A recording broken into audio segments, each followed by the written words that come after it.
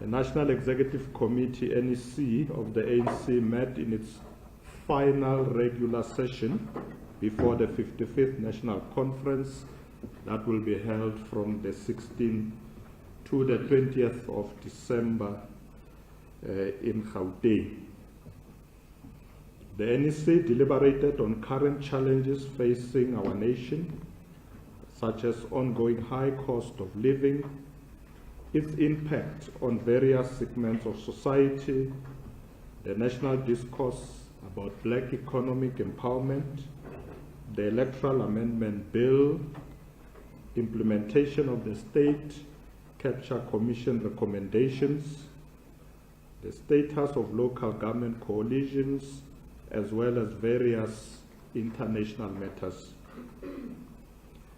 The NEC considered preparations for the 55th National Conference, which will start in just over a month. The NEC noted that the COVID-19 pandemic induced a global recession, and there have been extreme weather events largely as a result of climate change. And also the Russia-Ukraine conflict continued to put pressure on the cost of living across the world. In South Africa, given the persistence of poverty, inequality, and unemployment, this rising cost of living severely impacts on the life circumstances of many of our people living in poverty.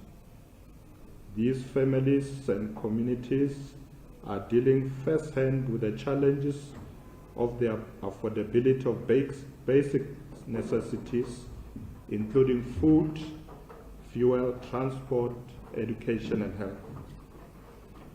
These factors also impact on persons depending on social grants for survival. This threatens the gains made in tackling poverty in our country, reflected in key national indicators. Thus, whilst poverty-related severe malnutrition has reduced and child and maternal health improved, childhood stunting remains a major risk for poverty, entrapment, and poor quality of life. The NEC noted interventions by government to mitigate the impact of these developments, such as extending social relief of distress grant until March 2024, the temporary relief on fuel prices, the continuation of the VAT zero rating of key food items, and the consolidation of our social security and protection system, with social grants in particular reaching 18 million South Africans. At the same time, the NEC reaffirmed the key mission of the Reconstruction and Development Program that we adopted since 1994, that no political democracy can survive and flourish if the mass of our people remain in poverty, without land, without tangible prospects for a better life. Attacking poverty and deprivation must therefore be the first priority of a democratic government. The ANC must therefore continue resolutely, sparing no efforts to implement its program to tackle the triple fault lines of poverty, unemployment, and inequality. We remain committed to key pillars of the program to tackle poverty, including the following: transforming the economy and creating jobs, maintaining and expanding social security to protect the vulnerable and reduce poverty in the context of a comprehensive social security system, providing quality basic services, including water and sanitation, affordable energy, and public transport, prioritizing skills development and education through universal access to early childhood development, improving the quality of basic education and strengthen higher education and vocational training, sustainable human settlements to transform the spatial legacy of apartheid and build inclusive and safe communities, moving towards equality and universal health coverage through the national health insurance, and improving the public health system as a backbone of a future unified health system. And lastly, land reform that expand participation and ownership of land, agricultural production that advances food security and addresses the spatial separation of our cities and towns. These short and medium-term interventions remain on top of the agenda of the ANC national officials, National Working Committee, and the National Executive Committee. The 55th National Conference of the ANC that will be held in December will also be seized with these matters. The NEC remains clear that the movement it leads remains resolutely committed to the implementation of broad-based black economic empowerment, BBEE. It noted that whilst progress has been made in empowering black people and women in the economy, the benefits of this progress have not been felt by all South Africans. This means that we need to intensify rather than relax BBEE measures. The measures taken include skills development, preferential procurement, investment in black-owned and managed firms, and increasing the number of black people who manage, own, and control enterprises and productive assets in the economy. Such measures have been implemented in the context of an economy with a high degree of market concentration, which limits the opportunities for new entrants. We have therefore been using our competition laws to promote the emergence of new black-owned companies in various sectors of our economy. The NEC, however, noted that we need to do more and that there are attempts on the part of opposition parties to reverse this critical policy of economic transformation.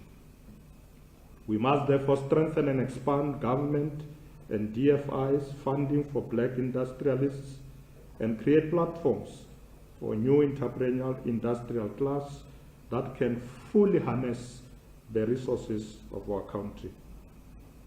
We have to do more to advance the empowerment of young people. The NEC noted the creation of Youth Employment Service established with the private sector. In only 2 years, the Youth Employment Service has created opportunities for many thousands of unemployed young South Africans. Of the participants, of 84% are youth and 62% are women. The SA Youth Mobi platform, which provides pathways for young people to employment, learning, and youth enterprise, was also launched, supported by the National Youth Development Agency. To date, over 3.3 million young people have registered on the platform and more than 900,000 young people placed in earning opportunities. The National Youth Service is being revitalized to offer young people opportunities to undertake work that builds the economy and provide them with skills, self-confidence, and work experience. The NEC noted the work by the National Treasury in responding to the Constitutional Court deadline on preferential procurement in the public sector. The NEC affirmed its position that broad-based black economic empowerment remains our key policy instrument and urged all our deployees to ensure that this principle is sustained.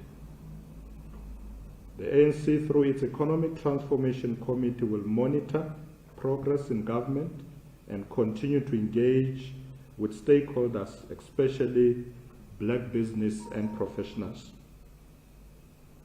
The NEC noted progress with preparations for an Alliance Economic Summit by a joint Alliance Economic Transformation team. The summit will be critical to cement common position on economic transformation and development and championing the interests of South Africans, in particular the working class and the unemployed. The NEC took note of the resolution of the recent Congresses of our alliance partners, the South African Communist Party, the Congress of South African Trade Unions.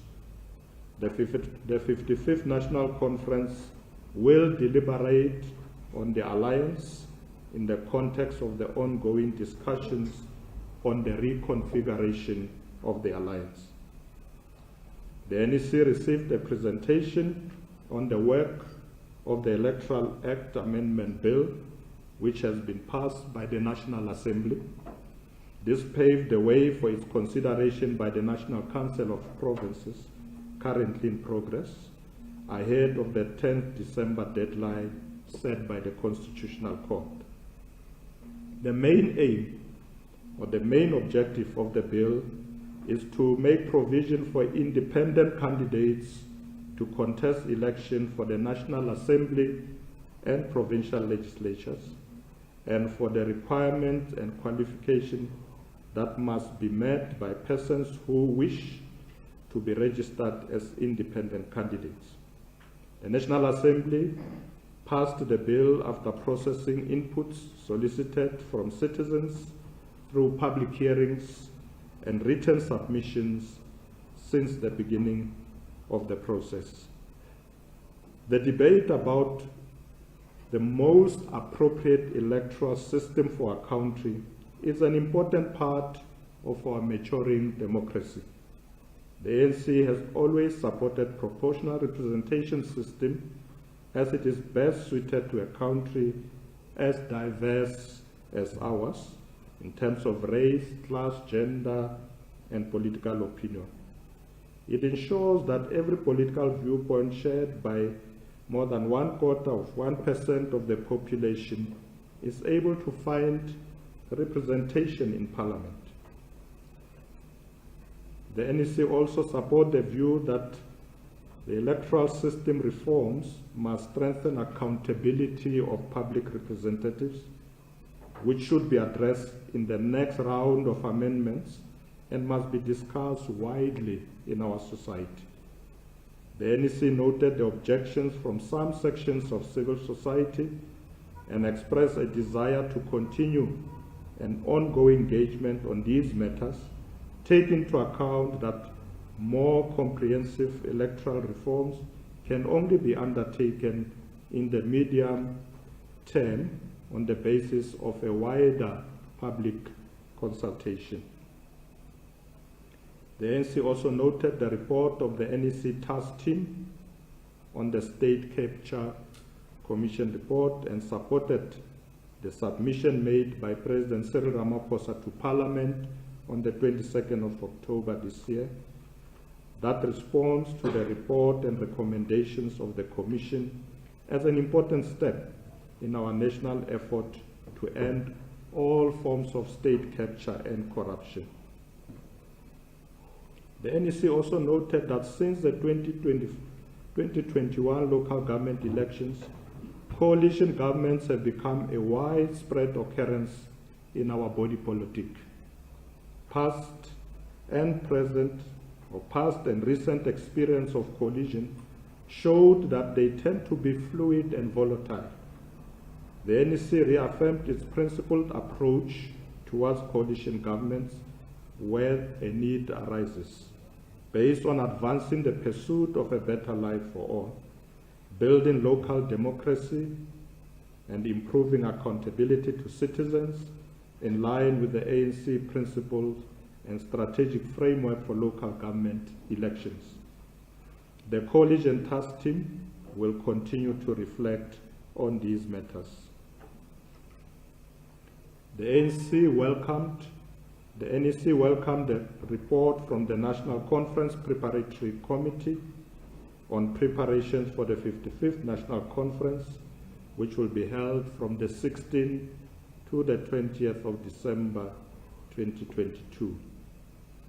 The NEC thanks thousands of ANC members who between the 16th September and the 7th of November this year gathered in their branch general meetings, BGMs, to reflect on various matters on the agenda of conference, including election of delegates and nominations for the NEC.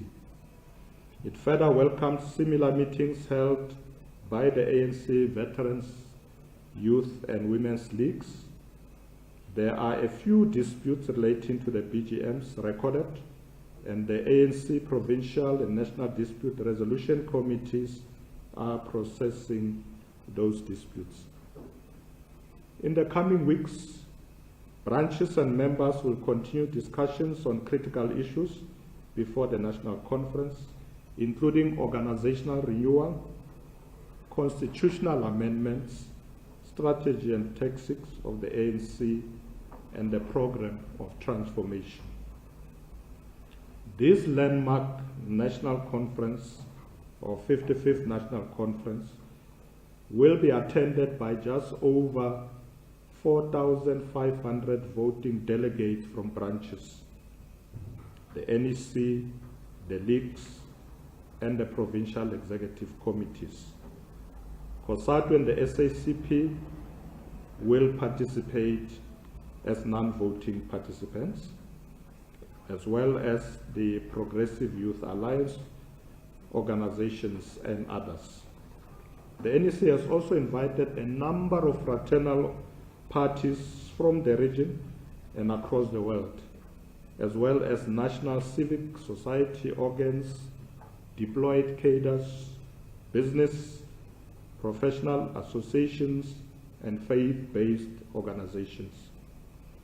The Electoral Committee of the ANC has started a process of consolidating nominations from branches and the leagues, and it will begin the process of issuing acceptance forms and vetting with a view to release the consolidated list of nominations for the NEC to ANC structures by the 29th of November this year. National Conference of the ANC is held every 5 years. As the highest decision-making organ of the ANC, it receives reports from officials, determines the strategy, broad policies, direction and programs of the movement, and elects its national leadership. The 55th National Conference comes at a time when the country and the movement face severe challenges in a global time of uncertainty. The achievements of a democracy are under strain, and ANC electoral support has declined. It will therefore be a watershed conference for the movement to ensure that it revitalizes itself, to intensify the pursuit of a united, non-racial, non-sexist, democratic and prosperous society. The NEC also received an update on the work of the ANC Renewal Commission on the proposed Vision 2032 and a program of a renewed ANC, which will also be presented to the 55th National Conference. The NEC Subcommittee on Communication presented an ANC communication strategy which outlined the challenges and opportunities facing the ANC towards the 55th National Conference and also the 2024 general elections and beyond. The strategy emphasizes the need for the organization to communicate effectively with all sectors of society on a multitude of issues within a dynamic, ever-changing communication environment. The NEC has approved the communication strategy's thrust towards developing alternative innovative methods of communication, including embracing new media platforms and the re-establishment of radio freedom in a digital format to reach new audiences. The NEC further considered proposals aimed at modernizing the ANC overall communication platform and generating revenue to capitalize the work of the Department of Information and Publicity, including commissioning regular research on pertinent issues. Members and leaders of the ANC alike are urged by the NEC to maintain discipline, adhere to communications protocol, and refrain from engaging publicly in criticism of each other and on other matters that should be dealt with within the relevant structures of the organization. We have met with the South African National Editors Forum, SANEF, to once more confirm that the media will not be expected to pay to cover the 55th National Conference. We are also undertaking roadshows to various media houses to consolidate our relationship with the media and ensure that all their requirements for the conference are duly attended to. The NEC congratulated the people of Angola and the Movimento Popular de Liberação, the Angola MPLA, on their celebration of the centenary since the birth of their patriot and great Pan-African Antonio Agostinho Neto, a fighter for freedom and the first president of a free Angola. As one of the founders of the MPLA, he was an internationalist who supported the struggles of the oppressed people across the continent, and in particular the struggle against apartheid, both in Namibia and South Africa. The NEC also welcomed the agreement reached between the government of the Federal Democratic Republic of Ethiopia and the Tigray People's Liberation Front as a first step towards resolving the devastating conflict which started in November 2020. The talks were held under the aegis of the African Union and hosted by South Africa. The talks should pave the way towards finding a lasting solution to ensure peace, stability, and the development of Ethiopia. South Africa, which shares a strong historic friendship with Ethiopia, remains committed to finding African solutions to African problems and will continue to support the peace talks.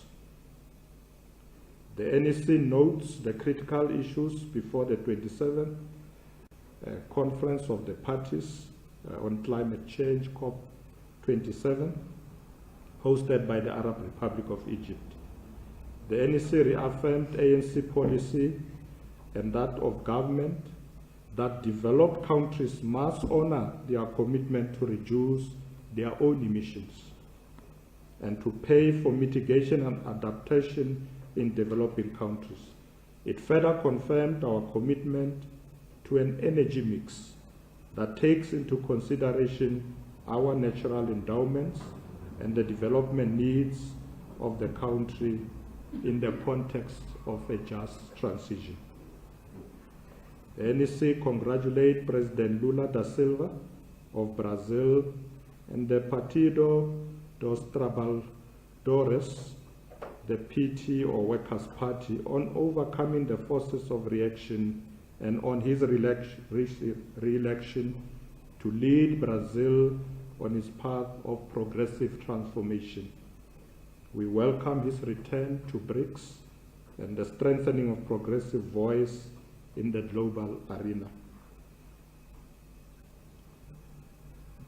At the end, the NEC received a report on the work by the Integrity Commission and will maintain its ongoing engagement with the Commission. Thank you very much. That's all.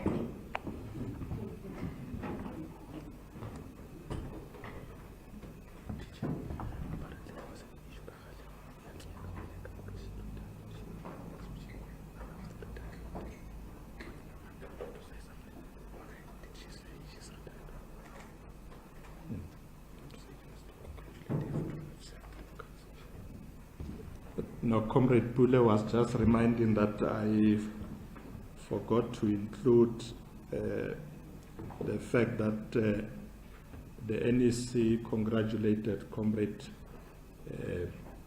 Balegan Mbete, where she indicated that she has served for many years in the NEC and this will probably her last. She will not be available going forward, and we thank her for her service for many years.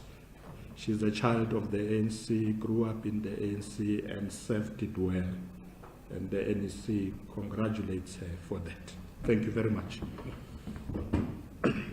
Thanks, TG. We will now open the floor for questions. Please say your name and the media outlet you come from.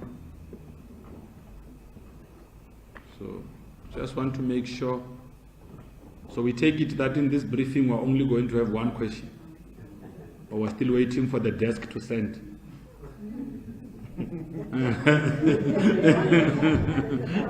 Just in case, no, you can. You can go ahead. Is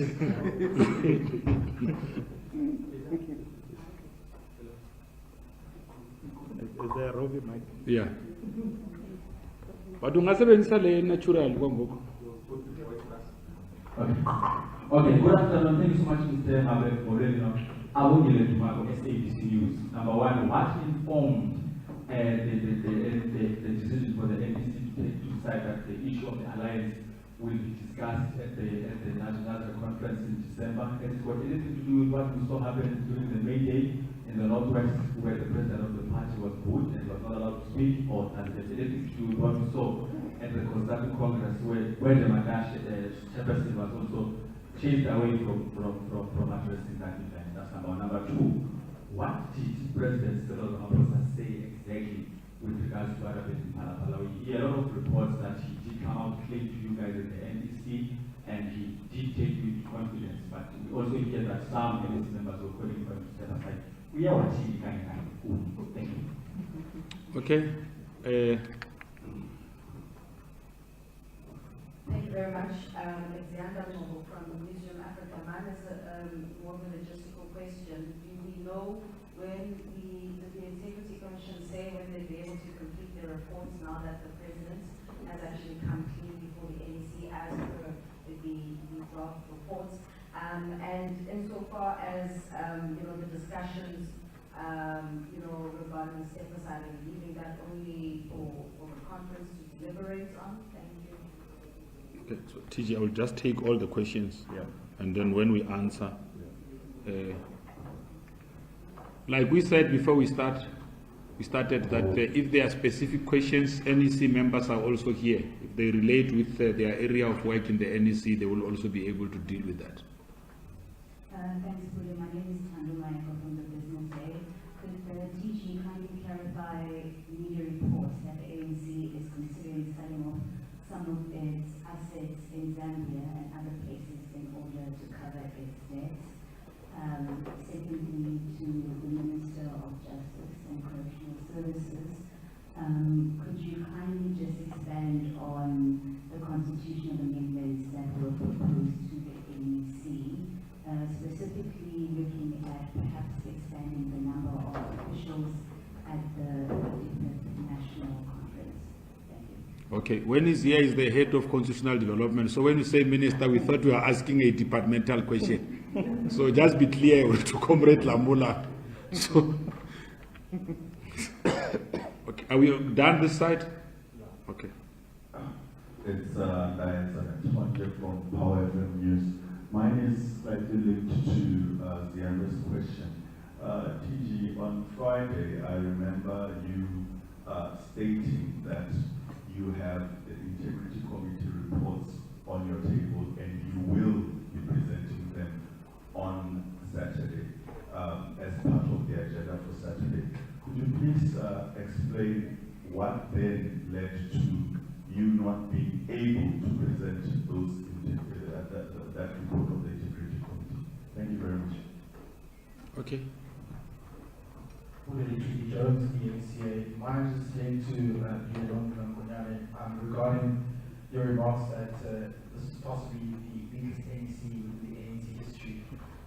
Maybe just clarify that, are you then referring to the fact that the quality of branches in the ANC is appalling, or in the sense that the leadership has disappointed many and has not achieved its objectives within 5 years? Thanks. Okay.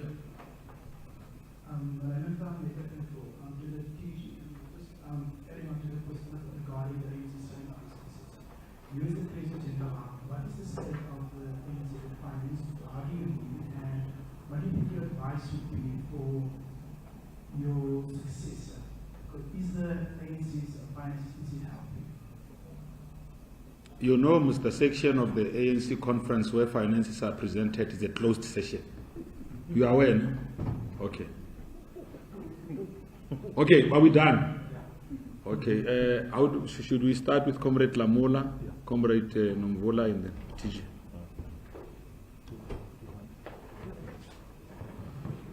But if there are other questions that members of the NEC want to clarify, they are welcome to do so. Okay. Yeah, thank you very much. Indeed, we presented the constitutional amendment in line with Rule 28 of the ANC Constitution, which were received timeously from structures across the country, including the subcommittee and the NEC itself. The amendments will have to pass what is 2/3 majority at the conference venue.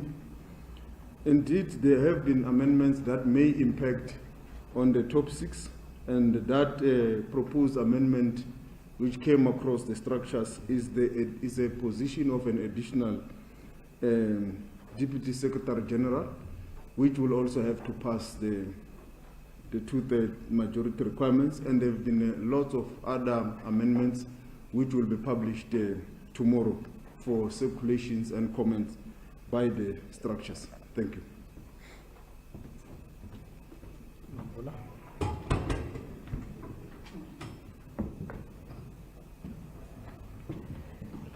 Sanbonan, yes, it is not only me.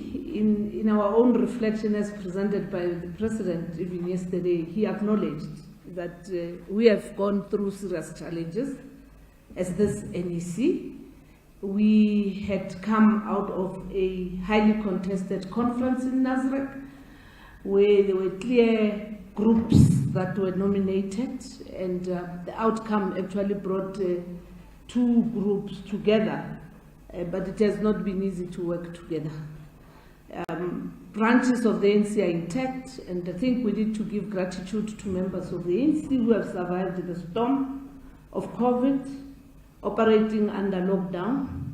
We now have over 4,300 branches of the ANC, hence what TG has raised. What becomes a challenge is us having a leadership that will have the energy and stamina to service branches and structures, and to become the link between the African National Congress and the people of South Africa. I entertain that view. Thank you.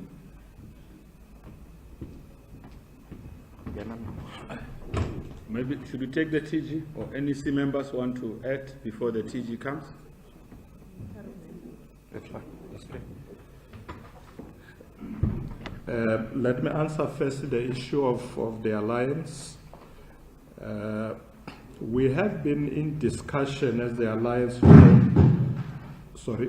for quite a while, and one of the issues that is on the agenda of the alliance meeting is what we call the reconfiguration of the alliance. It has been discussed in the Alliance Political Council. It has also been discussed in the Alliance Secretariat, and it will then go to the National Conference. But we then agreed that before the National Conference, we should have what we call the Alliance Economic Summit. But we will also add the issue of energy.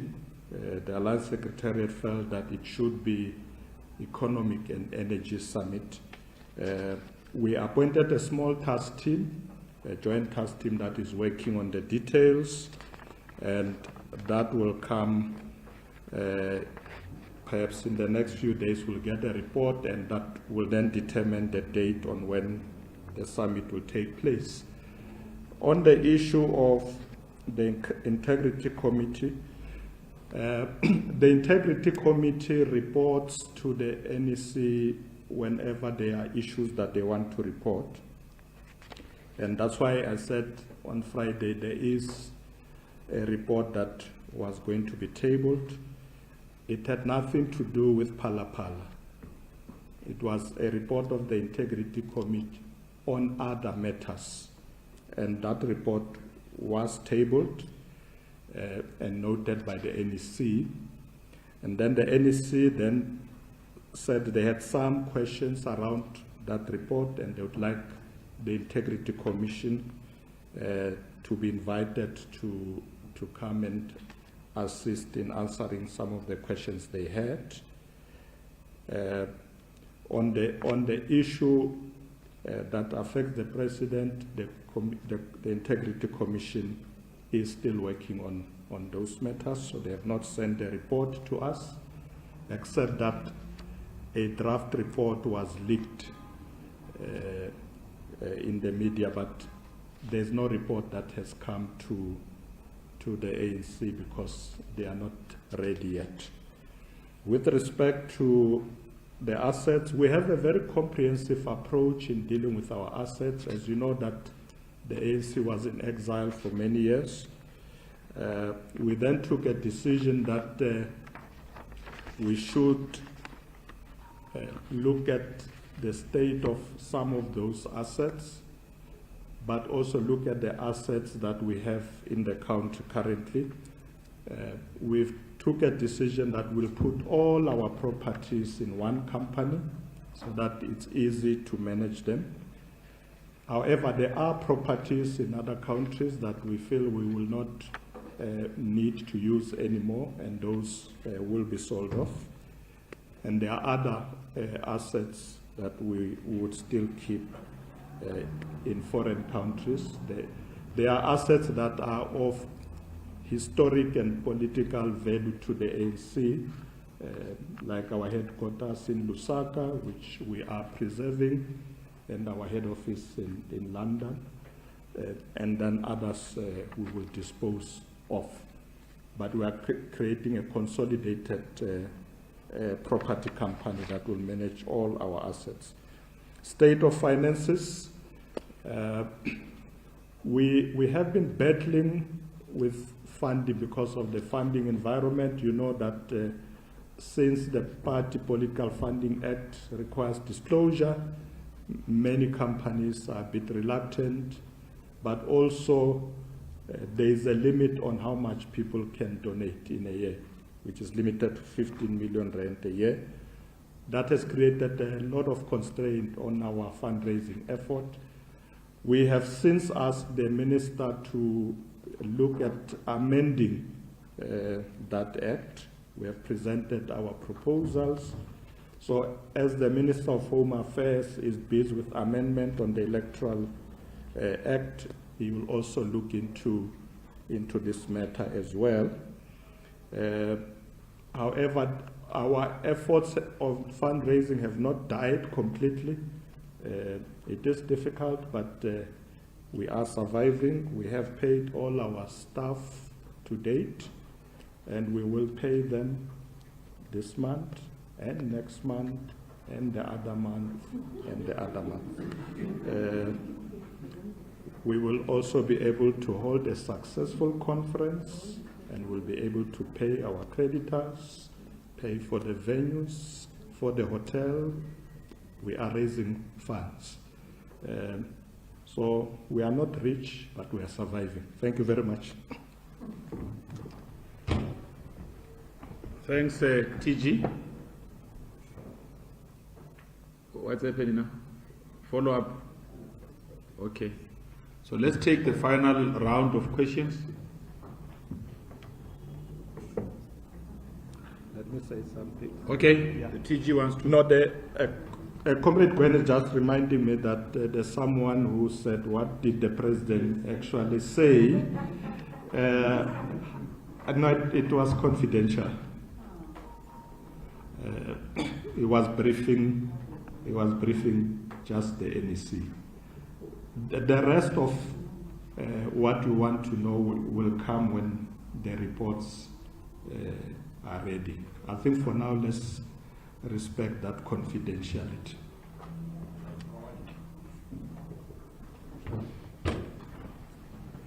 Yeah, let's take the final round. Questions? TG, you have conceded that there has been a decline in the ANC's electoral support. Can you explain what has led to this state of affairs, and what are you doing to regain lost ground?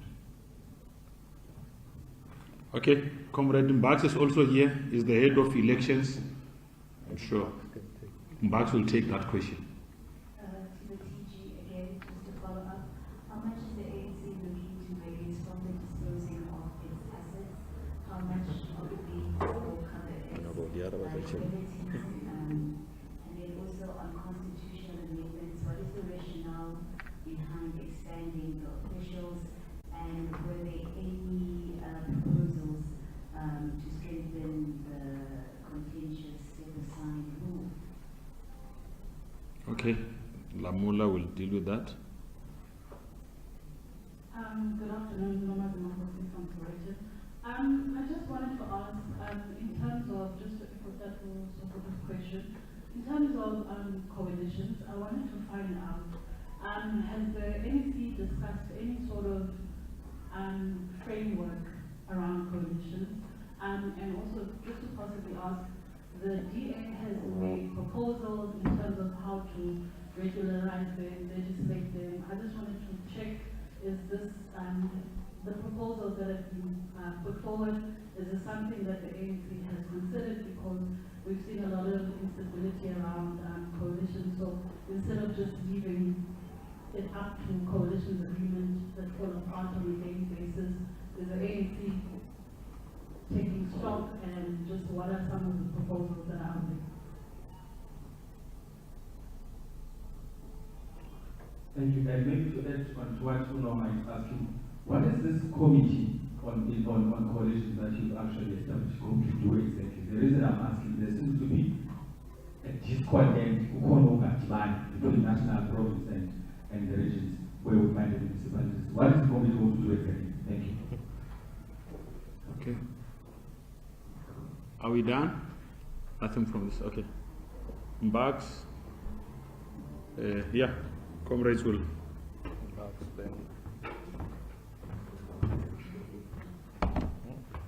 Thank you very much. What led to the waning of support for the ANC, they are both objective and subjective factors. And the objective factor is the fact that we conduct an election in a period of COVID with a number of regulations that disadvantaged the ANC in relation to the date of the election, but also the period to campaign. It was very short. We had to decide, we had to campaign within a month. And the ANC as the biggest party,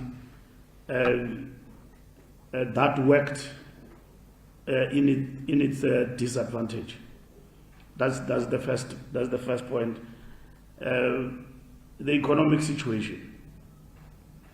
The problems that affect ordinary people and South Africans during the period of the campaign, electricity was one of the issues that affected us. Poor service delivery at local government level worked against us. There is a litany of subjective factors that led to the decline of support. Infighting in relation to candidates that were selected by communities, and that led to the establishment of the Motlanthe Commission, which we're still dealing with processing some of the discontentment in the different areas that affected the ANC support. In certain areas, people just deciding that we're not going to vote. The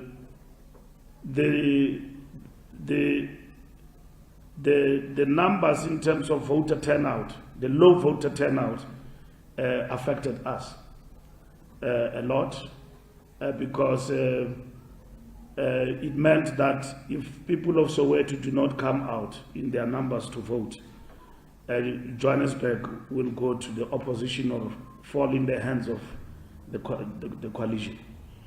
So the other factors that led to the decline is the battered image, issues of corruption, issues of service delivery. So I don't want to talk about the media today because it put me in hot water last time because it looked like I'm attacking the SAPC when I was just raising an issue. But I think it is resolved. The coalitions, we do have a framework in terms of coalitions, and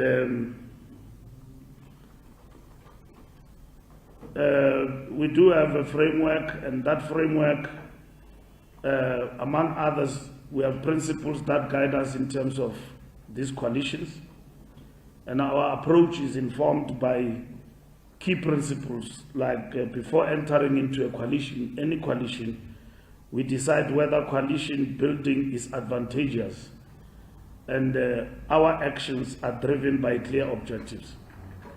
And we only consider coalitions where the ANC has had a major stake in a municipality. But exceptions are allowed after motivation. We don't do smash and grab, which other political parties do. Person with one seat wants to become a leader of a municipality. We don't do that. We negotiate and enter into coalitions and consider coalitions in municipalities where we've got a majority. For instance, in Tshwane, we lost to the DA, outright loss, even though themselves did not get outright majority. Our coalition partnerships are structured relationships, not dependent on personal relationships. In all instances, the ANC leads an extensive communication drive that takes the electorate into confidence. So when we get into a coalition, like in Nelson Mandela, we explain to the people who have elected us that we are entering into a coalition with the following smaller political parties for the following reasons. In the main, our coalition prioritizes service delivery and stability of the municipalities. All coalitions are managed and continually monitored to ensure that they meet the commitments we have made to the electorate. We had a negotiating team that was led by the DSG, just to conclude the point that is asked about committees.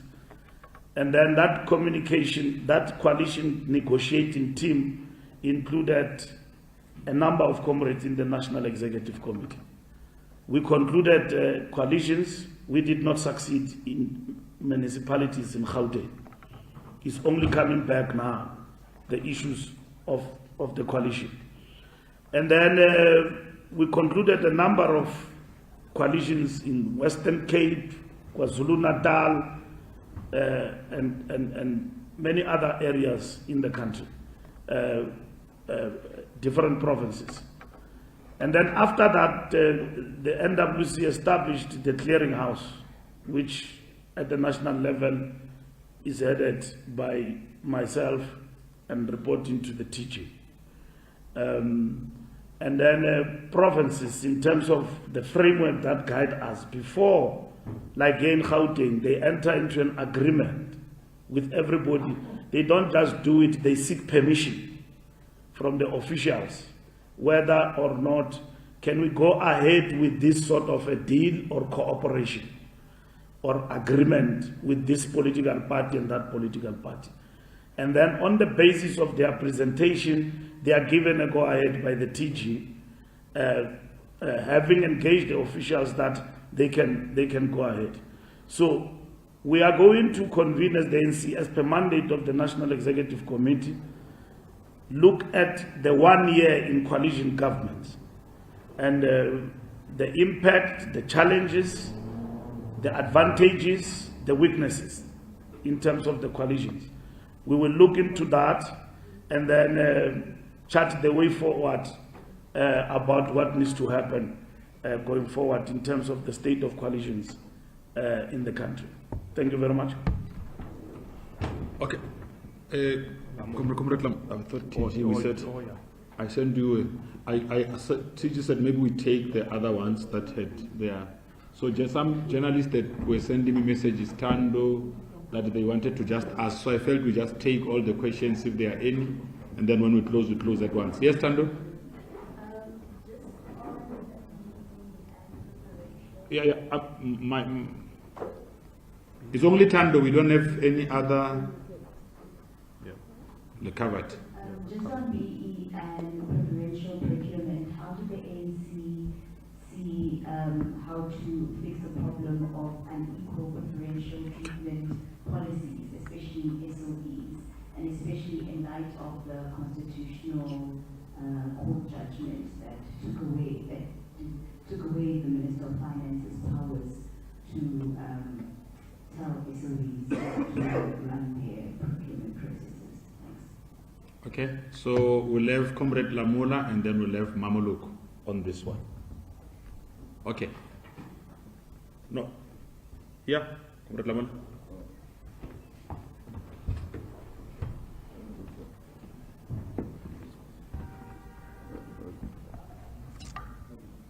Yeah, thank you. Is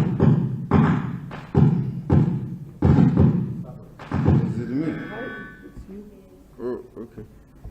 I think it doesn't want to touch the newsroom Africa. Okay. Yeah, no, thank you. The first one relates to the constitutional amendments on the DSG and also on the step aside. We took the context that the constitutional amendment should enhance the work of the ANC on renewal.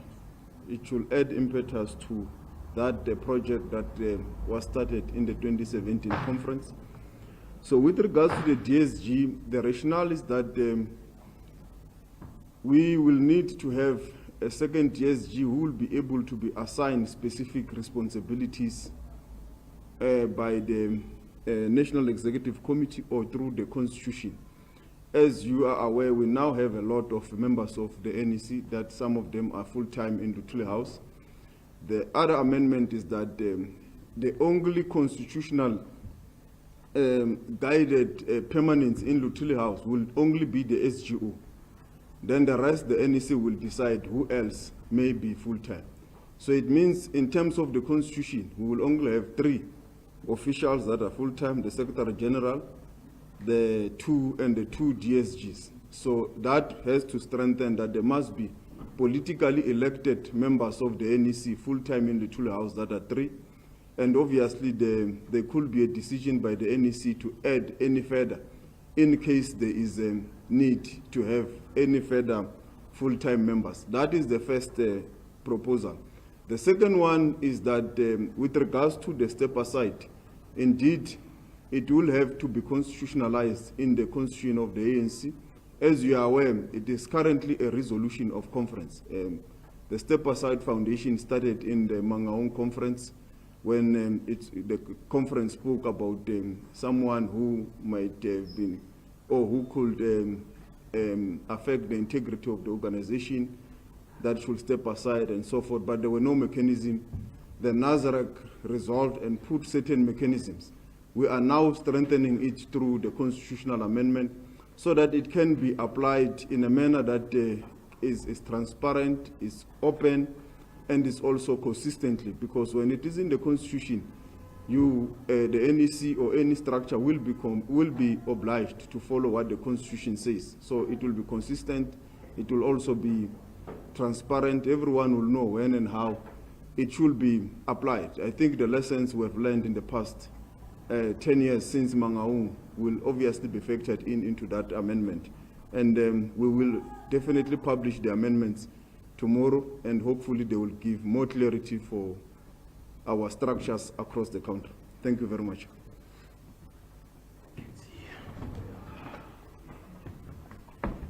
Thank you very much. Good afternoon. On the triple BE implementation, you would understand that based on the court judgment, Concord judgment, indeed the Minister of Finance couldn't proceed with the regulation.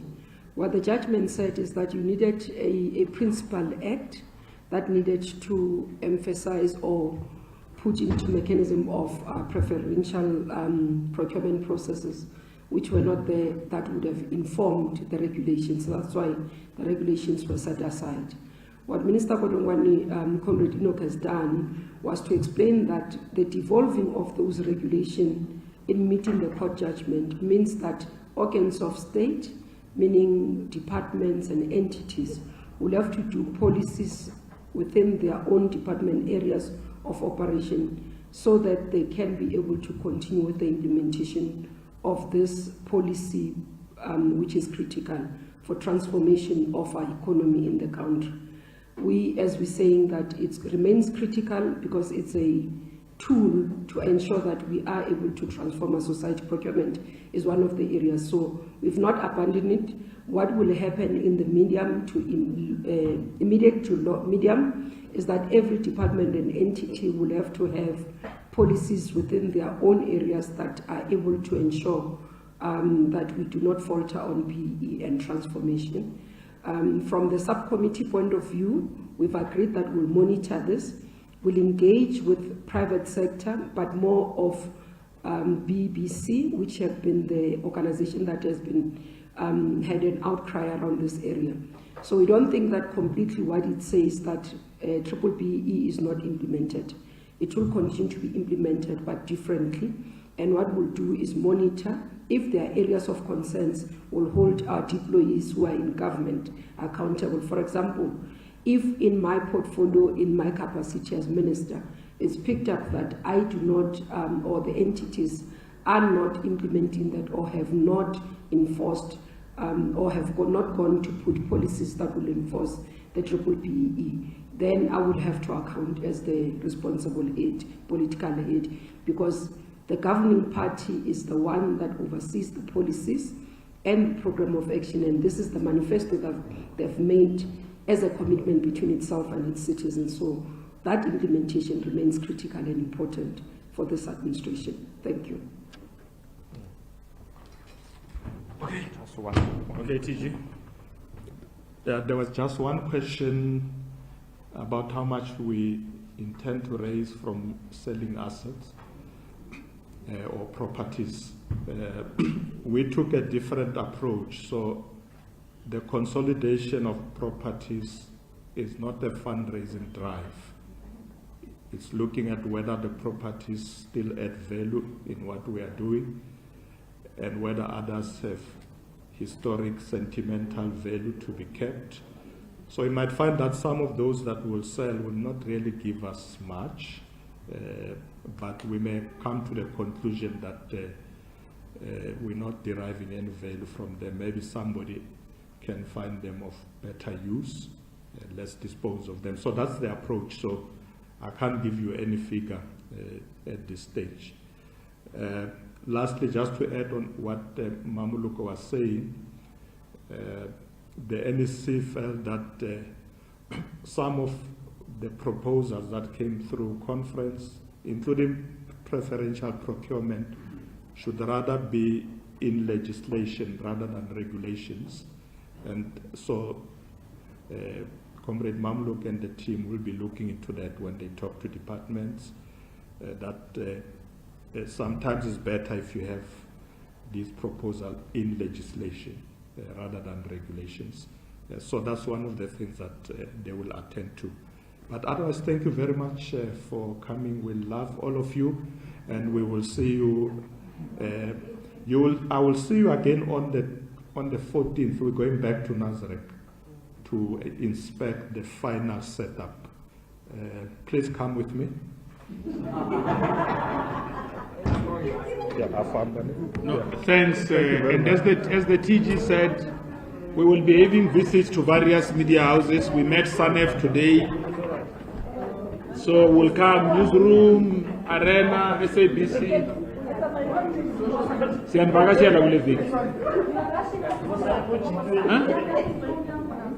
Why? Today in Russia, you took more than an hour. You know, I gave you comrades enough time.